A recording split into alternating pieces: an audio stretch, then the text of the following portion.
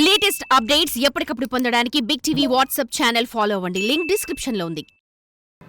కులశేఖర్ గారు నిన్న 26 నవంబర్ ఏకాదశి, కార్తీక మాసం ఏకాదశి తిథి రోజు సేమ్ సీతారామ శాస్త్రి గారు చనిపోయిన తిథి నాడే గురువుగారి బాటలో అదే టైంలో చనిపోవడం అదొక కోయిన్సిడెన్స్ అనాలా, లేకపోతే గురు శిష్యులు ఇద్దరూ కలిసి అనుకుని చేశారా తెలియదు. కానీ బట్ ఆయనతో ఎక్కువగా ప్రయాణం చేసిన, క్లోజ్గా ఆయనతో పాటు ప్రయాణం చేసిన వ్యక్తిగా నేను పర్సనల్గా డెఫినెట్గా నా పాటకి ఒక మాట ఏదైతే ఉందో అది పోయింది అనే ఫీలింగ్ ఉంది. బట్ ఈరోజు వస్తుంది అనేది మెంటల్గా ప్రిపేర్డ్గానే ఉన్నాను నేను.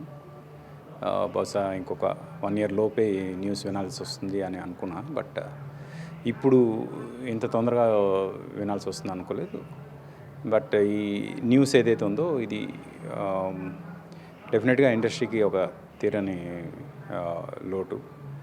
ఆత్రేయ గారి తర్వాత మళ్ళీ అంత అలతి పదాలతో పాటలు రాయగలిగే సాహితీవేత్త కులశేఖర్ గారు.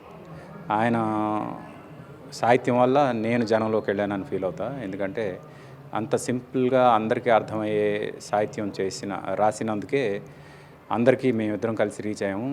తేజ గారి కాంబినేషన్లో మేము చేసిన పాటలన్నీ చాలా పెద్ద హిట్, మీ అందరికీ తెలుసు. అండ్ ఆ పాటలు అయితే డెఫినెట్గా బతికే ఉంటాయి కాబట్టి ఆయన మనందరి మధ్యలో బతికే ఉంటారు. ఇంతమంది చెప్పాలి. Thank you. For more videos like this, subscribe Big TV channel.